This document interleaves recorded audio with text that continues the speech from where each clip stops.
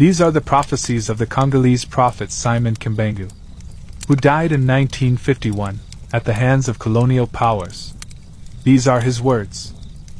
My brothers, the Spirit has come to reveal to me that the time has come to surrender myself to the authorities. Hold this firmly. With my arrest, a terrible period of untold persecution will begin for myself and for so many people. We will have to stand firm, for the Spirit of our Almighty God will never forsake us.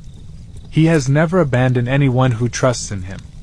The colonial authorities will impose a very long silence on my physical person, but they will never succeed in destroying the work that I have done, for it comes from our God the Father.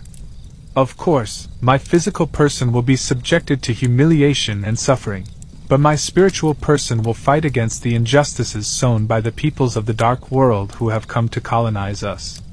Because I was sent to free the Congo peoples and the world black race. The black man will become white and the white man will become black. The head will become the tail, and the tail will become the head. For the spiritual and moral foundations, as we know them today, will be deeply shaken. Wars will persist across the world. Congo will be free and Africa too. But the decades following the liberation of Africa will be terrible and atrocious. Because all the first rulers of free Africa will work for the benefit of the whites. A great spiritual and material disorder will set in. The rulers of Africa will lead, on the advice of the whites, their respective populations in murderous wars and will kill each other. Misery will set in. Many young people will leave Africa in the hope of going to seek well-being in the countries of the whites. They will speak all the languages of the whites. Among them, many will be seduced by the material life of white people. Thus, they will fall prey to the whites. There will be a lot of mortality among them, and some will never see their parents again. It will take a long time for the black man to acquire spiritual maturity. This will allow him to acquire his material independence. Then the third step will be accomplished. In it will be born a great divine king. He will come with his three powers: spiritual power, scientific power, and political power. I myself will be the representative of this king. I will liquidate the humiliation that since the earliest times have been inflicted on blacks. For, of all the races on earth, none has been so abused and humiliated as the black race. Keep reading the Bible.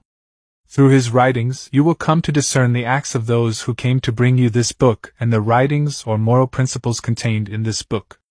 A thief must be seized with the object he stole. We will have our own sacred book, in which are written things hidden for the black race and the people of Congo. An instructor will come before my return to write this book and prepare for the king's arrival. He will be fought by the generation of his time, but little by little many people will understand and follow his teaching. Because without this teacher, who will prepare the Congo peoples? Because the arrival of the king will be very murder and without forgiveness. So, the people of Congo must be educated before this event. You don't yet know what a spiritual war is. When the Congo peoples begin to break free, any country that dares to attack the Congo will be submerged under water. You do not yet know the power of those who are sent by the Father Almighty.